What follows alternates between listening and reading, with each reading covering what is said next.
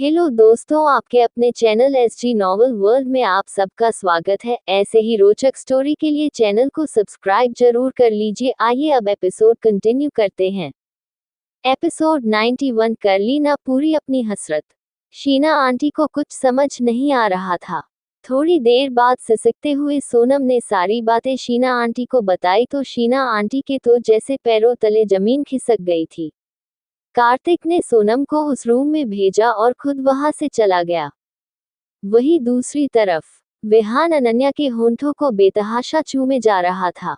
अनन्या को भी विहान की छुअन से काफी रिलीफ मिल रहा था तो वो भी विहान का साथ दे रही थी।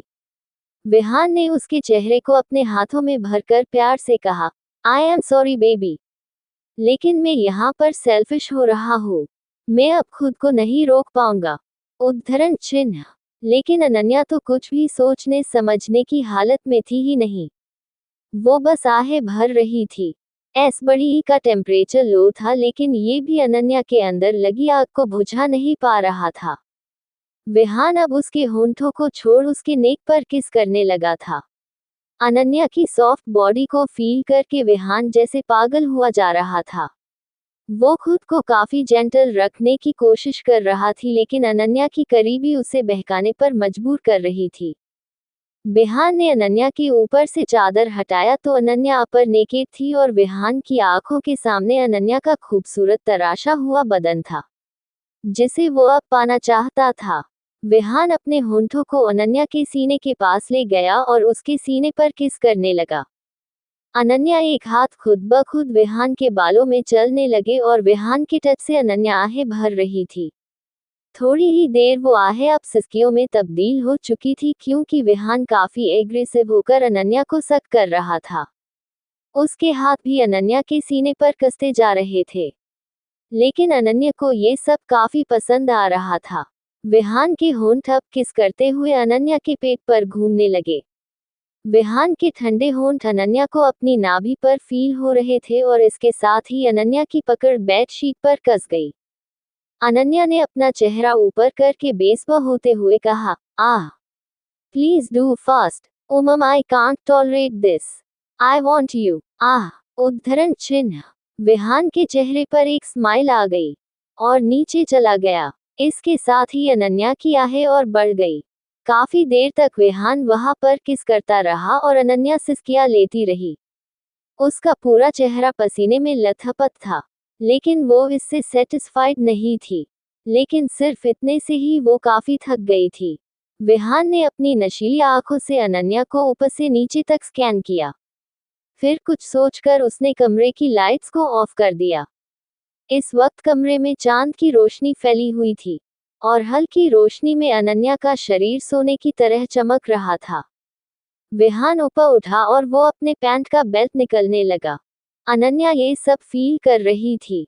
विहान ने अपने सारे कपड़े अब निकल लिए थे और वो अब अनन्या के होंठों को अपने होंठों में भींच कर किस करने लगा। उसने अनन्या के दोनों हाथों को अपने हाथों में इंटरवेंट किया और बेड के सॉफ्ट मैट्रेस पर पुश करने लगा। इसके साथ ही एक हल्की सी चीख अनन्या के मुंह में ही दब चुकी थी और विहान अनन्या के अंदर एंटर कर चुका था। पहले तो अनन्या को थोड़ा दर्द हुआ लेकिन थोड़े ही समय बाद उसे काफी प्लेजर फील होने लगा था। पूरे कमरे में अनन्या की सिसकियां गूंज रही थी और पूरा कमरा मदहोश हो चुका था। आज 6 साल बाद दो दिल सिर्फ रूह से ही नहीं जिस्म से भी एक हो चुके थे। विहान देर रात तक अनन्या के साथ इंटीमेट होता रहा और ना जाने रात के किस पहर वो दोनों थक कर चूर होकर एक दूसरे की बाहों में सो गए। वहीं दूसरी तरफ वीरा के अपार्टमेंट में वीरा अपने कमरे में बैठकर पढ़ाई करने की कोशिश कर रही थी। वो इस वक्त स्टडी टेबल के सामने बैठी हुई थी और किताब को पढ़ने की कोशिश कर रही थी, लेकिन इस वक्त उसका पूरा ध्यान तो अपार्टमेंट के बाहर ही था। उसने एक गहरी सांस ली और किताब को बंद किया। उसने धीरे से विंडो के पास आकर कर्टेन्स को हटाकर देखा लेकिन अगले ही पल वापस बंद कर दिया। वहीं नीचे अपनी कार के बोनट पर बैठे हुए विराट के चेहरे पर एक हल्की सी स्माइल आ गई। वो काफी देर से उसके कमरे की विंडो पर ही नजर बनाए हुए था। उसने अपने आप से कहा, मेरा यहाँ पर खड़े रहना मेरी गलती को सही नहीं कर सकता। मैं वो कभी भी नहीं समझ सकता कि पिछले 6 साल तुमने क्या क्या सहा है। लेकिन मैं कुछ भी करने को तैयार हूँ। बस एक बार तुम अपने दिल से कड़वाहट को मिटाकर मुझे एक बार चांस दो। उद्धरण चिन्ह। विराट जानता था कि इतनी जल्दी उसे वीरा से माफी नहीं मिलने वाली थी, लेकिन वो वीरा के लिए 6 साल क्या, अपनी आगे की पूरी जिंदगी भी न्यौछावर करने के लिए तैयार था। उसे बस वीरा चाहिए थी। वही कमरे में वीरा के आंख से आंसू का कतरा नीचे लुढ़क गया और वो बेड पर जाकर लेट गई।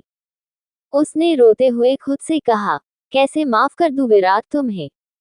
दिल तो चाहता है कि तुम्हें एक पल के लिए माफ कर दूं, लेकिन अब मैं इन सब में नहीं पड़ना चाहती। जिस रास्ते को मेरा दिल चुनना चाहता है, वहां पर मुझे सिवाय तकलीफ के कुछ नहीं मिलेगा, और अब मुझ में और तकलीफ सहने की ताकत नहीं बची। उद्धरण चिन्ह। ये कहते हुए वो सुबक सुबक कर रोने लगी थी। अगली सुबह खुराना मेंशन। विहान की नींद ग्लास वाल से आती हुई सूरज की किरणों से हुई। उसने अपनी बाहों में सो रही स्लीपिंग ब्यूटी को देखा, जिसे उसने पिछली रात काफी ज्यादा तंग किया था। उन दोनों के ही ऊपर इस वक्त सिर्फ एक पतली चादर थी। विहान अपनी आंखें मलते हुए उठा और उसने जल्दी पर्दे लगा दिए। वो इस वक्त काफी एनर्जेटिक फील कर रहा था। उसने अनन्या को देखा। वो अनन्या के शरीर पर अपने प्यार के निशान साफ देख सकता था, और वो अपने इस वाइल्ड बिहेव की वजह से काफी गिल्टी भी था।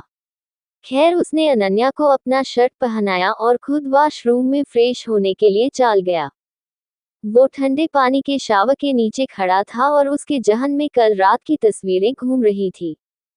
वो नहाकर वॉशरूम से बाहर आया और क्लोजेट में जाकर रेडी हो चुका था, लेकिन अनन्या अभी भी सोई हुई थी।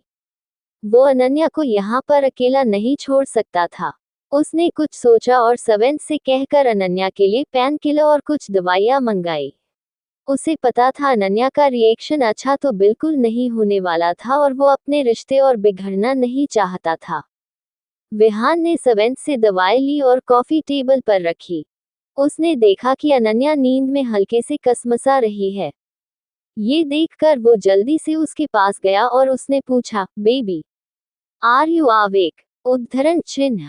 जैसे ही अनन्या ने अपनी आंखें खोली, आंखों के सामने विहान का चेहरा देख वो एकदम से घबरा गई। वो उठने को हुई कि उसे अपने बॉडी में बेतहाशा दर्द होने लगा, और इसके साथ ही उसे अपने लोअर बॉडी में काफी दर्द हो रहा था। इस दर्द को भली भांति जानती थी और उसने अपनी नम आंखों से विहान की तरफ देखा। विहान उसकी आंखों में अपने लिए सवाल पढ़ पा रहा था। अनन्या ने अपने आप को देखा, जो को इस वक्त सिर्फ एक शर्ट में थी। अचानक अनन्या जोर जोर से रोने लगी। ये देखकर विहान परेशान हो गया। वो जल्दी से अनन्या के पास बैठ गया और उसकी पीठ को सहलाते हुए चुप करवाने लगा। लेकिन अनन्या तुरंत उससे दूर हुई और उसने गुस्से से घूरते हुए कहा, दूर रहिए मुझसे। कर ली ना पूरी अपनी हसरत। अब आप जा सकते हैं, मुझे मेरे हाल पर छोड़कर। उद्धरण चिन्ह। उसकी बात सुनकर विहान को काफी बुरा लगा, और वही अनन्या खुद में सिमट रही थी। उसके आंखों के सामने 6 साल पुरानी तस्वीरें चल रही थी। उसने कितनी मुश्किल से खुद को संभाला था। उस वक्त वो बुरी तरह से टूट चुकी थी और उसने बड़ी मुश्किल से खुद को संभाला था। लेकिन आज एक बार फिर विहान ने उसे बुरी तरह से तोड़कर रख दिया था। विहान ने एक गहरी सांस ली और अनन्या के सामने आकर उसे समझाते हुए कहा, देखो अनु, आई एम रियली सॉरी, लेकिन मैं ऐसा कुछ भी नहीं चाहता था। वो सब बस हो गया। उद्धरण चिन्ह। इस पर अनन्या ने एक सरकास्टिक स्माइल के साथ कहा, कितना आसान होता होगा ना आपको ये कहने में कि वो तो बस हो गया। आज आपको मैं भी मान गई मिस्टर खुराना। आपने बहुत चालें चली मुझे तोड़ने की। जब मैं नहीं टूटी तो आपने अपना असली रंग दिखा ही दिया। उद्धरण चिन्ह। विहान कुछ कहता इससे पहले अनन्या जोर जोर से हंसने लगी, लेकिन उसकी आंखों से आंसू बह रहे थे। उसने उसी तरह से कुछ कहा जिसे सुनकर विहान के पैरों तले जमीन खिसक गई और वो 2 कदम पीछे हो लिया। एपिसोड 92। अनन्या ने विहान की आंखों में घूर कर देखते हुए कहा, यही सब करने के लिए कल लेकर आए थे ना आप यहाँ पर? ताकि एक और बार आप मेरे जिस्म से खेलकर मुझे छोड़ दो। तो कांग्रेट्स, आप अपने प्लान में कामयाब हो चुके हैं। उद्धरण चिन्ह। उसकी बात सुनकर विहान की आंखों में एक खून उतर आया। क्या अनन्या उसे इतना बुरा समझती थी? यही सोच सोचकर उसे दुख हो रहा था। उसने चिल्लाकर कहा, इनफ इज इनफ अनन्या। उद्धरण चिन्ह। अनन्या विहान के इस तरह से चिल्लाने से सहम चुकी थी।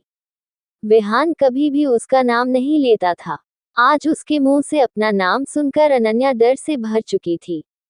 विहान ने उसे एक नजर देखा और कहा, तुम जितना गिरा हुआ मुझे समझ रही हो, वैसा नहीं हूं मैं।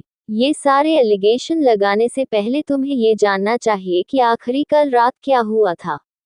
क्या मैंने तुमसे कल रात जबरदस्ती की थी, जो तुम मुझ पर ये सारे इल्जाम लगा रही हो? उद्धरण चिन्ह। अनन्या एकदम से चुप हो गई।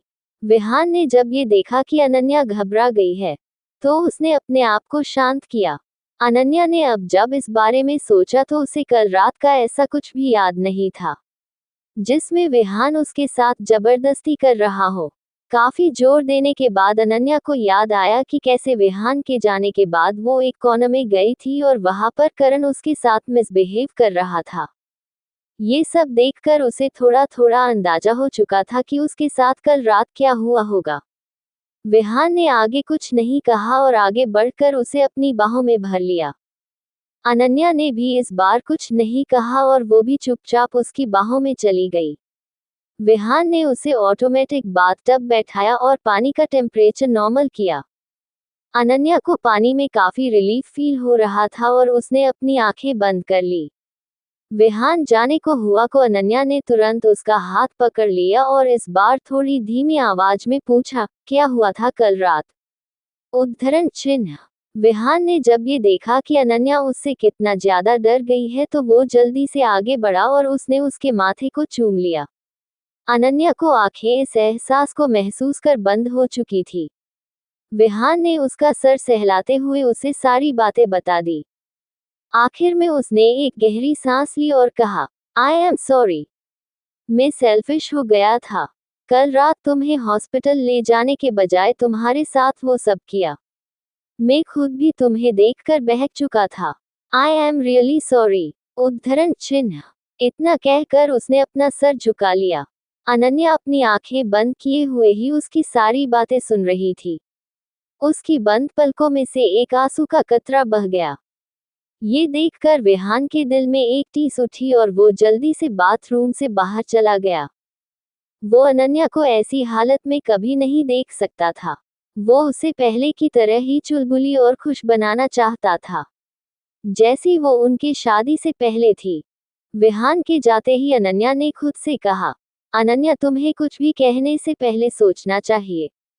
उन्होंने तो मेरी जान बचाई उस दरिंदे करण से, लेकिन अब भी तुम उसे ही ब्लेम कर रही थी। उद्धरण चिन्ह। ये सब सोच सोचकर अनन्या को खुद पर गुस्सा आ रहा था। दूसरी तरफ वीरा अपने फ्लैट से बाहर आई। वो कॉलेज जाने के लिए रेडी थी। उसने इस वक्त ब्लू टॉप और ब्लैक जीन्स के साथ व्हाइट अप्रन पहना हुआ था। वो इस वक्त काफी प्यारी लग रही थी। वो अपने कंधे पर बैग टांगे जैसे ही बाहर आई तो पाया कि विराट कल की तरह आज भी कार की बोनट पर ही सो चुका था। ये देखकर वीरा के माथे पर परेशानी की लेकर दिखने लगी। वो अपने आप को कोसते हुए विराट के पास गई। बाहर इस वक्त काफी ठंड थी और इसके बावजूद विराट को खुद का बिल्कुल भी ख्याल नहीं था। ये सोच सोचकर ही वीरा को गुस्सा आ रहा था। उसे ये जानकर थोड़ी हैरानी भी हो रही थी कि रोक विराट जल्दी उठ जाया करता था, लेकिन पता नहीं उसे आज क्या हुआ था जो वो अब तक नहीं जागा था। वीरा चलकर उसके पास गई और कुछ दूरी पर ही वो उसे गौर से देख रही थी। अचानक उसने देखा कि विराट का फोन बज रहा था। ये देखकर वो एक पल के लिए चौकन्ना हो गई कि शायद अब विराट उठ जाएगा। कॉल दूसरी तरफ से कट हो गया था लेकिन विराट अभी भी नहीं उठा। ये देखकर अंदर ही अंदर अब उसे विराट के लिए फिक्र हो रही थी। जब वो उसके पास गई तो उसका हाथ पकड़ने पर वीरा को एहसास हुआ कि वो बीमार है। उसका शरीर तप रहा था। ये देखकर वीरा को काफी गुस्सा भी आया और साथ ही साथ वो विराट के लिए फिक्रमंद भी थी। उसने अपने आप से कहा, क्या ये बंदा खुद का ख्याल भी नहीं रख सकता। ये सोचते हुए उसने विराट को उठाने की कोशिश करते हुए उसे पुकारा। वीरा की ठंडी उंगलियों को महसूस कर विराट की पलकें फड़फड़ाने लगी। वो कसमसाते हुए उठकर बैठ गया। अपने सामने वीरा को देखकर पहले तो उसे लगा कि शायद वो सपना देख रहा है, लेकिन अगले ही पल वीरा की आवाज और उसकी छून ने उसका ये वहां दूर कर दिया। वीरा ने विराट के माथे पर हाथ रखकर फिक्रमंद होते हुए पूछा, विराट, तुम ठीक हो ना? तुम्हें बुखार है? क्या जरूरत थी तुम्हें ऐसे बाहर रुकने की? तुम्हें कैसा फील रहा है? उद्धरण चिन्ह। वीरा उससे सवाल कर रही थी, लेकिन विराट तो जैसे उसके चेहरे में खो गया था। आज वो कितने दिनों बाद उसे अपने सामने देख रहा था। उसे तो ये भी होश नहीं था कि उसे बुखार हुआ है। वो जल्दी से बोनट से उठ खड़ा हुआ और आगे बढ़कर वीरा को गले लगा लिया। वीरा जो उसके चुप रहने से परेशान थी और कब से उसे कुछ ना कुछ बोल रही थी, वो अब एकदम से चुप हो चुकी थी। उसके हाथ भी खुद ब खुद विराट की पीठ पर चले गए थे। विराट ने उसे ऐसे बाहों में भर रखा था जैसे वो उसे अपने अंदर पूरी तरह से समा लेना चाहता हो। थोड़ी देर तक दोनों ऐसे ही खड़े रहे, तब जाकर वीरा को एहसास हुआ कि वो इस वक्त अपार्टमेंट के नीचे खड़े थे और वहां से गुजर रहा है एक बूढ़ा आदमी उन्हें घूर रहा था। जाहिर सी बात थी उसे ये देखकर गुस्सा आ रहा था। वीरा छिप गई और विराट से दूर हुई। उसकी इस हरकत पर विराट को काफी बुरा लगा, लेकिन वो कुछ वही कर सकता था। वीरा ने अपनी नजरें चुराते हुए कहा, विराट, आई थिंक तुम्हें हॉस्पिटल जाना चाहिए। तुम्हें फीवर है। उद्धरण चिन्ह। इस पर विराट ने अपना सर हिला दिया और कहा, बिल्कुल नहीं। जब तक तुम मुझे माफ नहीं करोगी तब तक मैं ना तो हॉस्पिटल जाऊंगा ना तो घर जाऊंगा। उद्धरण चिन्ह। वीरा को उसकी इस हरकत पर काफी गुस्सा आ रहा था। उसने घूर कर देखा और कहा, विराट, अब तुम ये बहुत ज्यादा कर रहे हो। तुम ये सब करके मुझे ब्लैकमेल नहीं कर सकते। हम दोनों कभी एक नहीं हो सकते। उद्धरण चिन्ह। विराट ने एक बड़ी सी स्माइल के साथ उसकी आंखों में झांकते हुए कहा, तो क्या तुम्हें मेरी फिक्र हो रही है? उद्धरण चिन्ह। वीरा ने इस पर अपना मुंह फेर लिया और वही विराट के चेहरे पर एक हल्की सी स्माइल आ गई। वो जल्दी से आगे बढ़ा और उसने वीरा के चेहरे को अपने हाथों में भरकर होंठों को चूम लिया। वीरा अपने जगह पर जम चुकी थी और विराट उसे किस करके दूर हुआ और अपनी आंखों में चमक लिए वो वीरा के ब्लश करते हुए चेहरे को देख रहा था, जो इस वक्त सूरज की रोशनी में चमक रहा था। वीरा ने अब वहां पर एक पल भी रुकना मुनासिब नहीं समझा और वो अपनी स्कूटी से कॉलेज के लिए निकल गई। उसे अपने होंठों पर अभी भी विराट के होंठों की छुअन महसूस हो रही थी। वही दूसरी तरफ अनन्या वॉशरूम से एक बाथरॉब पहन कर आई तो पाया कि कमरे में वहां पर कोई नहीं था। ये देखकर उसके चेहरे पर एक सुकून आ गया। तभी उसकी नजर कॉफी टेबल पर रखे हुए टैबलेट्स, बाउल और नोट पर गई। उसने जैसे ही वो देखा तो वहां पर एक बाउल में वेजिटेबल सूप, पैन किल और एक नोट लिखा था। अनन्या ने नोट उठाकर पढ़ा, तुम्हारे लिए टैबलेट्स और सूप रखा है, इसे P low, you will feel relief. तुम्हारे कपड़े क्लोजेट में है, मुझे आने में थोड़ा वक्त लगेगा। तुम चाहो तो वापस भी जा सकती हो या फिर वहीं पर मेरा इंतजार भी कर सकती हो। उद्धरण चिन्ह। अनन्या के चेहरे पर अनजाने में एक स्माइल आ गई और उसने वो सूप पिया। इसके बाद टैबलेट्स लेकर वो क्लोजेट में चली गई। क्लोजेट को देखकर उसकी आंखें हैरानी से फैल गई। ये पर उसके पुराने कपड़े थे, जब वो यहाँ पर थी तब के सारे कपड़े विहान ने सहेज कर उसी तरह से रखा हुआ था जैसे वो 6 साल पहले थे।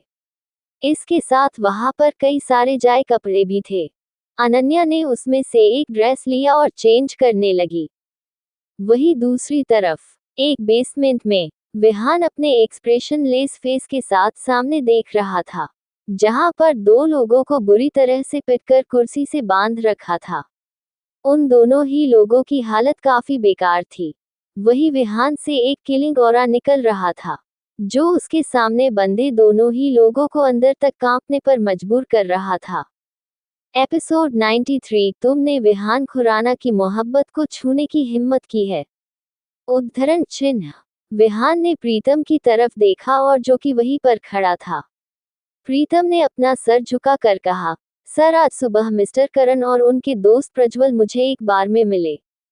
वो वहां से भागकर जाने की कोशिश कर रहे थे। उद्धरण चिन्ह। उसकी बात सुनकर विहान के चेहरे पर एक टेढ़ी मुस्कान आ गई। वही उसकी मुस्कान देखकर करण ने झटपटाते हुए कहा, विहान तुम ये सही नहीं कर रहे हो। मैं तुम्हें छोड़ूंगा नहीं, जाने दो मुझे यहाँ से। उद्धरण चिन्ह। उसकी बात पर विहान ने अपने कमर में कोसी हुई गन को बाहर निकाला और अपनी उंगली में स्टाइल से घूमते हुए कहा, करण करण, तुम्हें क्या लगता है मैं तुम्हारी इन खोखली धमकियों से डर कर जाने दूंगा? भूलो मत इस वक्त तुम यहाँ किस हालत में हो। यहाँ पर तुम सिर्फ मेरी सुनोगे। उद्धरण चिन्ह। करण का नशा पूरी तरह से उतर चुका था और उसे कल रात की बातें भी थोड़ी बहुत याद थी। विहान ने अपनी गन को करण पर तान कर कहा, सो मिस्टर करण खुराना, तुम्हें इतने सालों से मैं सिर्फ इसलिए झेल रहा था क्योंकि तुम्हारे नाम के पीछे खुराना सरनेम था। लेकिन आज तुमने सांस सारी हदें पार कर दी है। तुमने मेरी बीवी को हाथ लगाने की हिम्मत की है। तुमने विहान खुराना की मोहब्बत को छूने की हिम्मत की है। उद्धरण चिन्ह। उसकी बात सुनकर करण और प्रज्वल दोनों डर के मारे मिमिया रहे थे। वही विहान ने एक स्माइल के साथ 2 गोलियां चला दी और उन दोनों की चीख उस बेसमेंट में गूंजने लगी। प्रीतम को अब तक ये सब देखने की आदत हो चुकी थी। सच में उसका बॉस काफी ज्यादा क्रूएल था। विहान ने उन दोनों के प्राइवेट पार्ट पर गोली चला दी थी। विहान ने गन को अपनी उंगलियों के बीच घूमते हुए कहा, तुमने इस बार काफी बड़ी गलती कर दी थी। आज के बाद तुम ऐसी हरकत कभी नहीं कर पाओगे। आज के बाद तुम एक मर्द कहलाने के भी लायक नहीं रहोगे। उद्धरण चिन्ह। ये कहकर उसने गन को वापस अपनी कमर में खोपा और अपने हाथों को टिश्यू से साफ करते हुए बाहर जाने लगा। उसने प्रीतम को इंस्ट्रक्शन दिया कि उन दोनों को किसी हॉस्पिटल पहुंचा दे, क्योंकि अगर वो दोनों ऐसे ही रहते थे जरूर उनकी मौत हो जाती। वही दूसरी तरफ अनन्या तैयार होकर कमरे से बाहर आ गई थी। उसने देखा कि इस वक्त इस पूरे मेंशन में कोई नहीं था। उसे काफी अजीब लगा, क्या वीरा यहाँ पर नहीं थी? और दादी वो कहाँ गई? अनन्या के दिमाग में सबसे पहले ये सवाल आए। हालांकि वो इन लोगों से दिल नहीं लगना चाहती थी, लेकिन ये वो लोग थे जिन्होंने कभी उसकी काफी फिक्र की थी। तभी उनकी नजर हॉल में बैठे हुए रविंद्र खुराना और मनीषा खुराना पर गई। अनन्या का मन तो नहीं था उनसे कोई बात करने का, लेकिन वो फॉर्मेलिटी के लिए उनके पास गई। उसने उन रोने को गुड मॉर्निंग ग्रीट किया, जिसके बदले में मनीषा खुराना ने बड़े प्यार से उसका जवाब दिया। वही रविंद्र खुराना की आंखें सिकुड़ गई थी। मनीषा खुराना ने अनन्या से पूछा, कल रात तुम यही थी? विहान ने हमें बताया नहीं। इस पर अनन्या ने सिर्फ स्माइल किया, क्योंकि उसने रविंद्र खुराना के एक्सप्रेशन देख लिए थे और उनके एक्सप्रेशन से साफ पता चल रहा था कि उन्हें अनन्या यहाँ पर पसंद नहीं थे। वही अनन्या ने अपनी आंखें सिकुड़ ली। उसने मुस्कुराते कहा, आंटी, वीरा और दादी कहाँ पर है? मैंने उन्हें देखा नहीं। इस पर उन दोनों के चेहरे उतर गए। मनीषा खुराना कुछ कहती से पहले ही रविंद्र खुराना ने गुस्से से कहा, तुम्हें हमारे परिवार के बीच में कुछ ना ही बोलो तो अच्छा है। तुम्हारी ही वजह से हमारी बेटी हमसे दूर हो गई है और तुम हमसे पूछ रही हो। उद्धरण चिन्ह। अनन्या एकदम ब्लैंक हो गई। उसे कुछ समझ नहीं आया, लेकिन उसने भी तुनक कर कहा, देखिए मिस्टर खुराना, मुझे नहीं पता कि आप मुझे क्या समझ रहे हैं, लेकिन मैं इसलिए चुप हूँ क्योंकि आप मेरे पापा के उम्र के हैं, वरना बदतमीजी करना मुझे भी आता है। अगर आपने ही अपने बच्चों को सही उम्र में सही तालीम दी होती तो आपको आज ये दिन नहीं देखना पड़ता। इस उम्र में भी आपको अकेला नहीं रहना पड़ता। और सबसे अहम बात, आप नहीं चाहते ना कि मैं आपके बेटे के साथ रहूं तो आप भी सुन लीजिए, मुझे भी कोई शौक नहीं है आपके बेटे के साथ रहने में। उद्धरण चिन्ह। इतना कहकर वो पैर पटकते हुए बाहर जा चुकी थी। उसकी ये सारी बातें दरवाजे पर खड़ा विहान सुन रहा था। इसकी मुठिया के इस वक्त बंद थी। वही मनीषा खुराना की आंखें इस सच से रूबरू होने के बाद एक और बार नम हो चुकी थी और वो रोने लगी थी। विहान को काफी बुरा लगा जब उसने देखा कि मनीषा खुराना रोते हुए अपने कमरे में जा रही है। उसे इसके साथ ही अनन्या पर भी गुस्सा आया। भले ही वो अपने मॉम डैड से गुस्सा है, लेकिन अनन्या कोई नहीं होती उसके मॉम डैड से ये सब कहने वाली। वही अनन्या विहान को देखकर उसे अनदेखा कर बाहर चली गई। ये देखकर तो वो और भी ज्यादा गुस्से से भर गया। वो उसके पीछे जा ही रहा था को रविंद्र खुराना ने उसे रोककर अपने पास बुला लिया। इन दिनों रविंद्र खुराना और विहान के बीच रिश्ते बिल्कुल भी ठीक नहीं थे। विहान चुपचाप आकर उनके सामने खड़ा हो गया। उन्होंने विहान को देखा और एक गहरी सांस लेकर कहा, विहान, मुझे अभी भी समझ नहीं आ रहा कि तुम इस दो कौड़ी की लड़की के लिए समीरा जैसी लड़की को ठुकरा रहे हो, जबकि तुम्हारे पीछे पूरे इंडिया की ही नहीं बल्कि कई देशों के बड़े बड़े परिवार की लड़कियां दीवानी है। फिर तुम क्यों इस लड़की के पीछे हो? उद्धरण चिन्ह। विहान ने रविंद्र खुराना को ऐसे देखा जैसे वो उनका मजाक उड़ा रहा हो। उन्होंने हंसते हुए कहा, डैड, मैंने सोचा था कि आप चेंज हो चुके होंगे। आप सिर्फ अपनी पार्टी में कदम मजबूती से बनाए रखने के लिए मेरी शादी उस समीरा के साथ करवाना चाहते हैं, जबकि ये बात आप भी जानते हैं कि मैं शादीशुदा हूँ और मैं अपनी बीवी और बेटे से बेइंतहा मोहब्बत करता हूँ। अगर उनके लिए मुझे आपसे भी लड़ना पड़ जाए ना तो मैं पीछे नहीं हटूंगा। उद्धरण चिन्ह। रविंद्र खुराना एकदम शॉक्ड होकर उसे देख रहे थे। उन्होंने हकलाते हुए पूछा, क्या क्या? तुमने क्या कहा? तुम्हारा बेटा? उद्धरण चिन्ह। इस पर विहान ने एक गहरी सांस ली और हाँ में अपना सर हिलाते हुए कहा, हाँ, मेरा बेटा और आपका पोता। वेद नाम है उसका। अगर आपको लाइफ में कभी अपनी झूठी जिंदगी से समय मिले तो आप उससे मिल सकते हैं, लेकिन प्लीज उसका इस्तेमाल अपने फायदे के लिए न करना। उद्धरण चिन्ह। इतना कहकर विहान वहां से जा चुका था। वही रविंद्र खुराना को एक अलग ही इमोशन ने घेर लिया था। इस वक्त वो क्या फील कर रहे थे वो उसे एक्सप्रेस नहीं कर सकते थे, लेकिन ये फीलिंग उन्हें काफी अच्छी लग रही थी। कहते हैं माँ बाप का अपने बच्चों से ज्यादा अपने ग्रैंड चिल्ड्रेन से ज्यादा लगाव होता है, और ऐसा ही कुछ रविंद्र खुराना के साथ भी हो रहा था। वही खुराना मेंशन से निकलकर अनन्या मेन रोड पर आ चुकी थी और कैब का वेट कर रही थी। तभी उसके सामने विहान की लैम्बोर्गिनी आकर रुकी। अनन्या ने ज्यादा कुछ नहीं सोचा और फ्रंट सीट का डोर ओपन करके बैठ गई। वही अनन्या के बैठते ही विहान उसके होंठों पर टूट पड़ा। उसने अनन्या को संभालने का भी मौका नहीं दिया और अनन्या के होंठों को खाने लगा था। वही अनन्या तो एकदम विहान के ऐसे टूट पड़ने से शॉक में थी। विहान उसके ऊपर पूरी तरह से हावी हो चुका था। उसने अनन्या को पूरी तरह से बेड पर दबा दिया था। उसके हाथ अनन्या की पूरी बॉडी पर चल रहे थे। विहान की खुशबू अनन्या के नाक में घुल चुकी थी और वो जैसे मदहोश हो रही थी। एक डीप पैशनेट किस के बाद विहान ने अनन्या के होंठों को आजाद कर दिया। अनन्या गहरी गहरी सांसें ले रही थी। उसने विहान को खुन्नस में घूरा। वही विहान ने अपने होंठों को ऐसे लीक किया जैसे उसने किसी टेस्टी चीज को टेस्ट किया हो, और वो सीधा बैठकर कार ड्राइव करने लगा। अनन्या ने उसे घूरते हुए पूछा, विहान, ये सब क्या था? ये आपने ऐसे? आगे के शब्द उसके मुंह में ही रह गए, क्योंकि विहान उसे घूर कर देख रहा था। विहान ने वापस अपनी नजर रोड पर की और कहा, शुक्र मनाओ कि सिर्फ किस किया है। How dare you talk my mom dad like this? उद्धरण चिन्ह। अनन्या उसे ऐसे देखा जैसे वो दुनिया के किस 8वें अजूबे को देख रही हो। उसने फिर कुछ नहीं कहा। विहान ने उसे वापस घर ड्रॉप किया।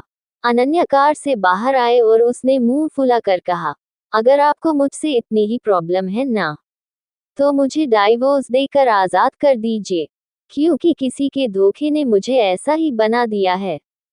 उद्धरण चिन्ह। इतना कहकर अनन्या बिना उसकी कुछ भी सुने अंदर आ गई। उसकी आंखें इस पल नम थी, लेकिन अंदर आते ही उसका सामना वापस समीरा से हुआ।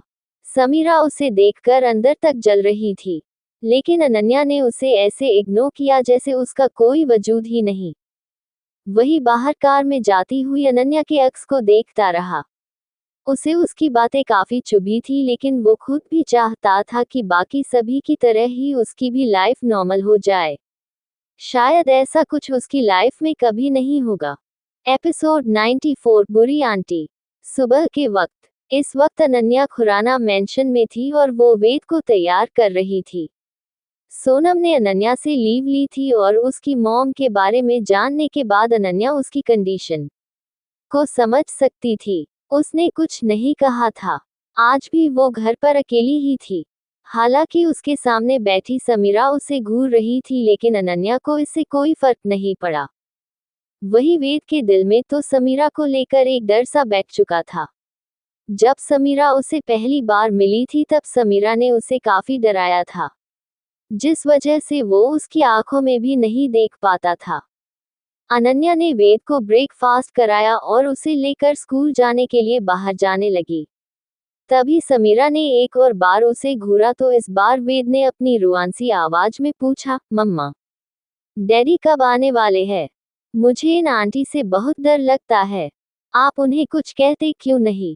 उद्धरण चिन्ह। उसकी इस बात पर अनन्या घूरकर समीरा को देखा, जैसे वो उसे आंखों से ही भस्म कर देगी। वही उसके ऐसे देखने पर समीरा सहम गई।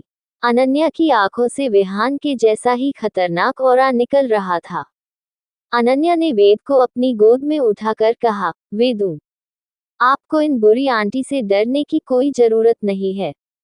बहुत जल्दी हम उन्हें यहाँ से निकाल देंगे और आपके डैडी भी बहुत जल्दी आने वाले हैं। उद्धरण चिन्ह। समीरा उसकी बात सुन रही थी और ये सुनकर वो गुस्से में आग बबूला हो उठी थी, लेकिन उसके कुछ कहने से पहले ही अनन्या वहां से जा चुकी थी।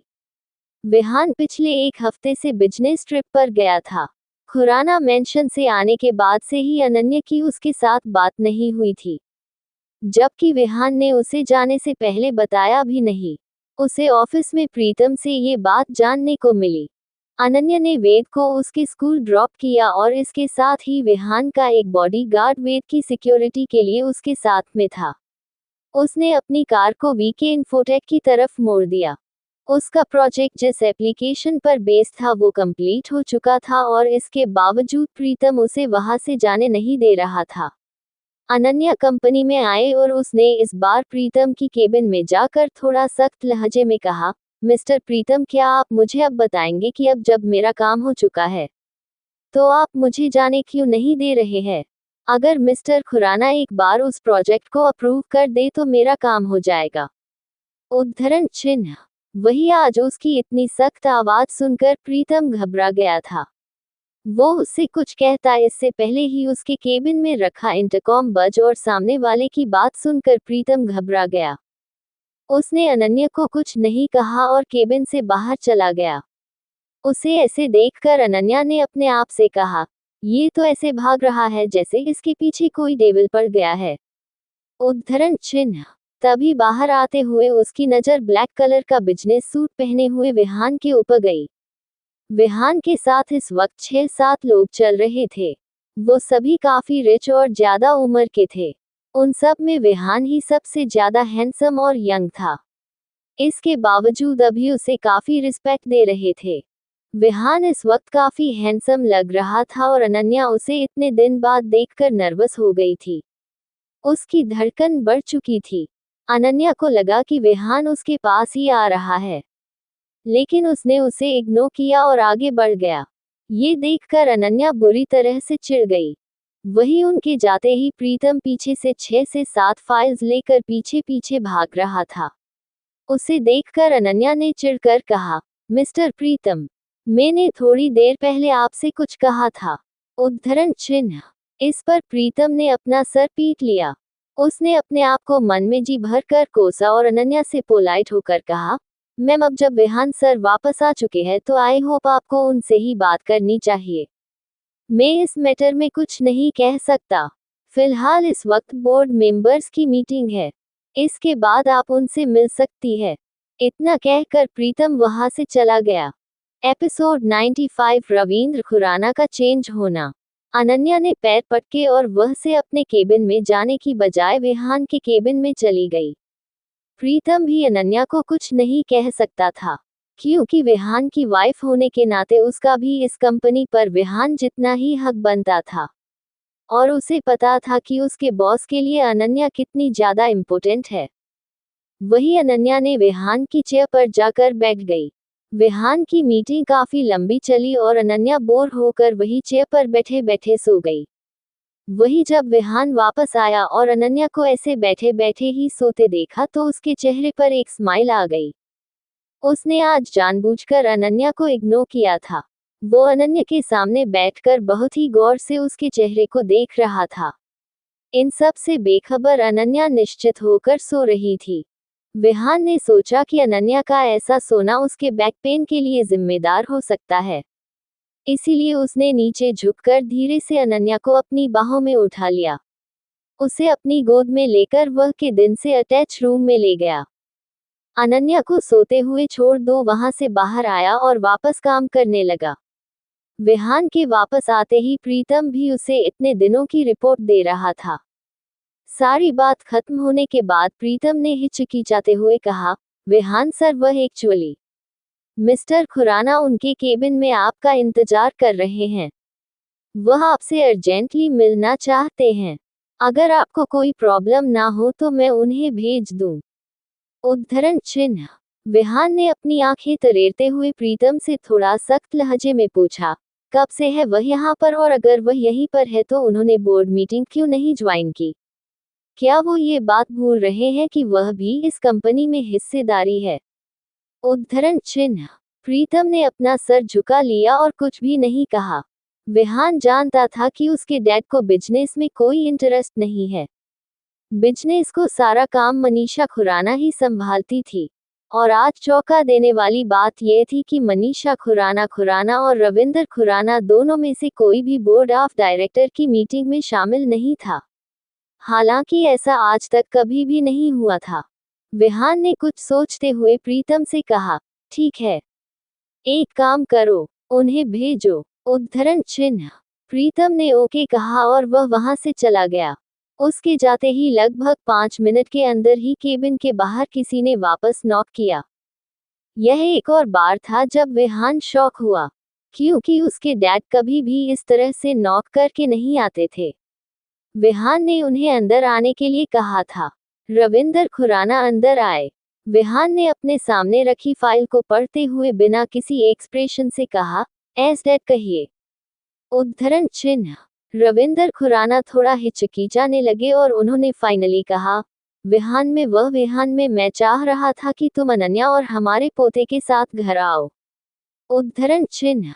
विहान ने जब ये सुन तो चाहते हुए उसने अपना चेहरा ऊपर करके दिखा। उसने अपनी आंखों सिकुड़ ली और पूछा, क्यों, कोई काम है? उद्धरण चिन्ह। विहान का ऐसे पूछना रविंद्र खुराना को बिल्कुल भी अच्छा नहीं लगा।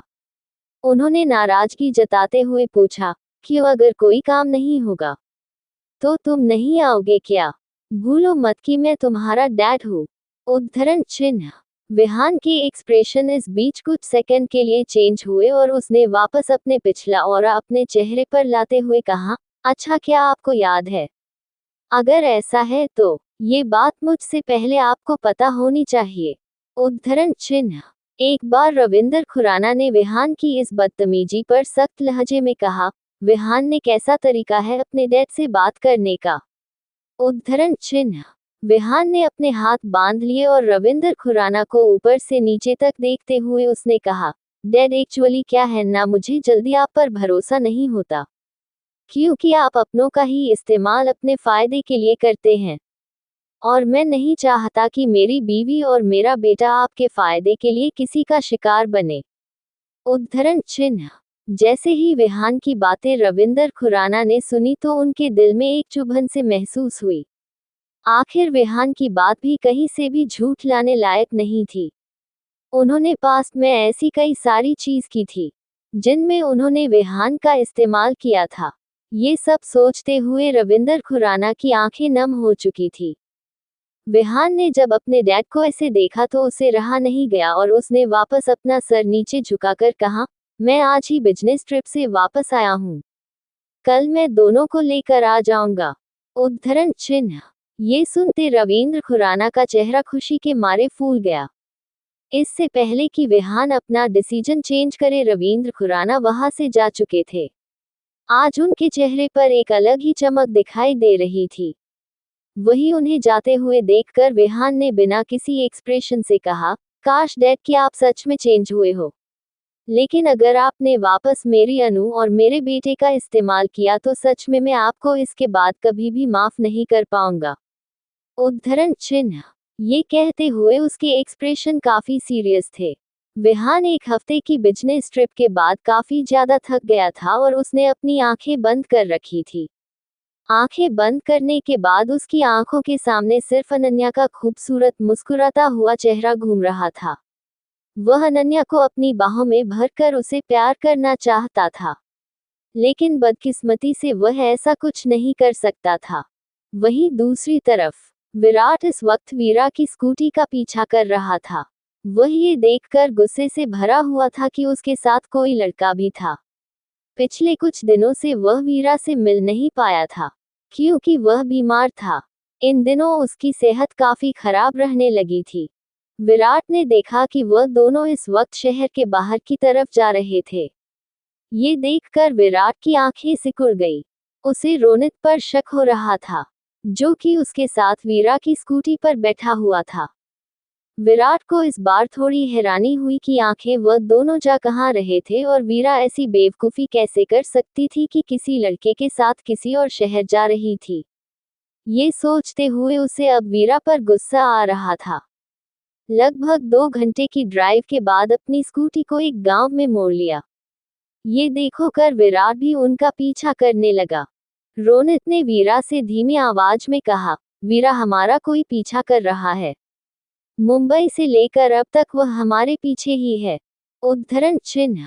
ये सुनकर वीरा को थोड़ी घबराहट हुई, लेकिन उसने रियर व्यू मिरर से जैसे ही विराट की कार को देखा तो उसने एक राहत भरी सांस छोड़ी, क्योंकि उसे विराट की कार पता थी। उसने अपनी स्कूटी को चलते हुए धीमे लहजे में रोनित से कहा, डोंट वरी रोनित, अब ये बंदा हमारे पीछे आने की डिसीजन पर रिग्रेट करेगा। उद्धरण चिन्ह। ये कहते हुए वीरा ने अपनी गाड़ी को एकदम पतले रास्ते पर मोड़ लिया, जहां पर कार नहीं जा सकती थी। विराट ये देखकर गुस्से से भर गया। उसे समझकर देर नहीं लगी कि यह सब वीरा ने जानबूझकर किया था। उसने गुस्से से अपनी कार रोकी और वीरा को कॉल किया। वीरा का मोबाइल इस वक्त रोनित के हाथ में था और उसने कॉल रिसीव करके पूछा, हेलो कौन? उद्धरण चिन्ह। रोनित की आवाज सुनकर विराट गुस्से से भर गया और उसने सख्त लहजे में कहा, अबे छछूंदर, तुमसे बात नहीं करनी है। जिसका मोबाइल है उसे फोन दो। उद्धरण चिन्ह। रोनित ने गुस्से में विराट को जवाब दिया, तुम। उद्धरण चिन्ह। लेकिन वह कुछ का पाता इससे पहले ही वीरा ने कहा, रोनित, कॉल को स्पीकर पर डालो। उद्धरण चिन्ह। रोनित वीरा की बात को नहीं डाल सकता था और उसने वैसा ही किया। विराट ने वीर की बात सुन ली थी और वह गुस्से में भर गया था। उसने अपने दांत चबाते हुए कहा, मेरा तुम क्यों बार बार मेरे पेशेंस लेवल को चेक करती हो? तुम जहां कहीं भी जा रही हो वापस आओ। तुम उसे लड़की के साथ से नहीं हो। उद्धरण चिन्ह। वीरा उसकी बात सुनकर मुंह बनाने लगी। उसने भी जवाब दिया, देखो विराट, तुम अपने काम से काम रखो तो तुम्हारे लिए अच्छा होगा। मुझे क्या करना है और क्या नहीं ये मुझे तुम बताने वाले कोई नहीं होते। उद्धरण चिन्ह। वीरा ने इतना कहा और उसने कॉल डिस्कनेक्ट कर दी। विराट को इस पल उस पर बेहद गुस्सा आ रहा था। वीरा वहां से जा चुकी थी। थोड़ी ही दूरी पर एक गांव था जहां पर एक मेडिकल कैंप लगा हुआ था और वो दोनों वही जा रहे थे। वहां पर ऑलरेडी उनके कॉलेज से काफी सारे स्टूडेंट्स गांव के लोगों का इलाज कर रहे थे। वो दोनों कुछ जरूरी दवाइयां लाने के लिए वापस गए थे। वीरा ने अपनी गाड़ी को पार्क किया और डिक्की से दवाइयों का बॉक्स निकाल वो कैंप की तरफ बढ़ गई। वही इधर विहान ने जोर से अपने कार को एक किस किया और खुद से बड़बड़ाते हुए कहा, ये वीरा आखिर इतना लापरवाह कैसे हो सकती है? मुझे समझ नहीं आता कि मैं इसका क्या करूं। उद्धरण चिन्ह। ये कहते हुए उसने अपना सर पकड़ लिया। बाकी का नेक्स्ट एपिसोड नेक्स्ट पार्ट में कवर करेंगे। कहानी को लाइक शेयर कमेंट जरूर करें और प्लीज लाइक भी जरूर करें। Thank you.